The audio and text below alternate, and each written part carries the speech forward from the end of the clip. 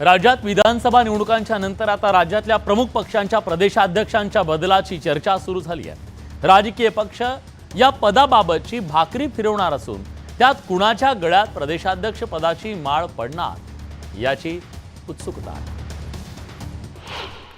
निवडणुकीनंतर प्रमुख पक्ष भाकरी फिरवणार,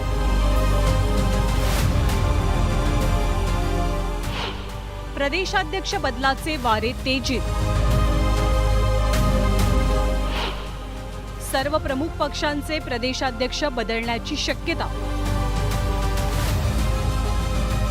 राज्यात महायुतीचं सरकार स्थापन झालं, मंत्रिमंडळाचाही विस्तार झाला, खातेवाटप पार पडलं आणि आता चर्चा आहे ती प्रमुख पक्षांच्या प्रदेशाध्यक्ष बदलांची।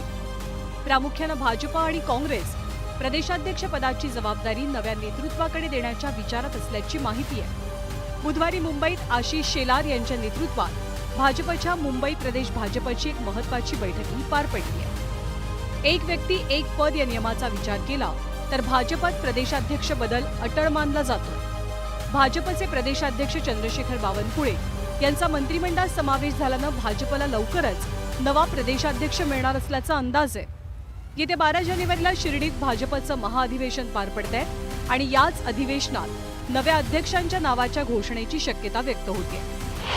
भाजपच्या प्रदेशाध्यक्ष पदासाठी सध्या आमदार रवींद्र चव्हाण आणि सुधीर मुनगंटीवार यांच्या नावांची चर्चा आहे। एक व्यक्ती एक पद हीच आमची कार्यपद्धती आहे आणि त्यामुळे आमच्या असलेल्या भारतीय जनता पक्षाच्या संविधानानुसार, प्रथा परंपरेनुसार या दोन्ही पदावर मुंबई आणि महाराष्ट्र अध्यक्षपदाच्या बाबतीतली चर्चा कोर कमिटीमध्ये पहिल्यांदा होईल आणि त्यानंतर त्याची प्रक्रिया होऊ शकते। अजून तरी या विषयामध्ये कोर कमिटीत चर्चा झाली नाही। केंद्र आणि महाराष्ट्राची कोर कमिटी केंद्राच्या आदेशानुसार याबद्दलचा निर्णय आणि चर्चा करेल। ही प्रक्रिया सुरूच आहे। जानेवारीच्या एंडपर्यंत आमचे सर्व जिल्हाध्यक्ष आणि तालुका अध्यक्ष यांची निवड प्रक्रिया पूर्ण होईल आणि मग त्या ठिकाणी पुढच्या काळामध्ये प्रदेशाध्यक्ष पदाची निवड होईल। काँग्रेसला विधानसभेत मोठ्या पराभवाचा सामना करावा लागला। त्याच पार्श्वभूमीवर प्रदेशाध्यक्ष नाना पटोलेंनी आपला राजीनामा पक्षश्रेष्ठींकडे पाठवल्याची माहिती आहे। त्यामुळे काँग्रेसमध्येही प्रदेशाध्यक्ष बदलाचे वारे वाहू लागले।